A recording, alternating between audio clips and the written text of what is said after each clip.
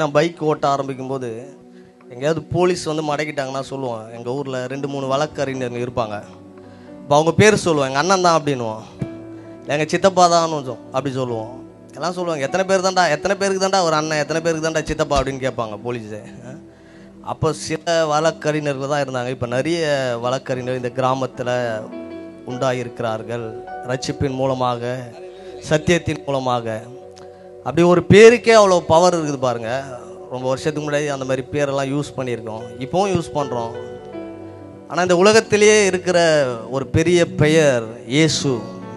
இயேசு என்கின்ற ஒரு நாமத்துக்கு மாபெரும் வல்லமை இருக்கிறது. ஒருவேளை இந்த ஊரில் சொன்னால் தெரிஞ்சிருக்கலாம், திருவள்ளூர் மாவட்டத்தில் பேரை தெரிஞ்சிருக்கலாம் ஒரு வழக்கறிஞரோ இல்லை யாரோ ஒருத்தர்.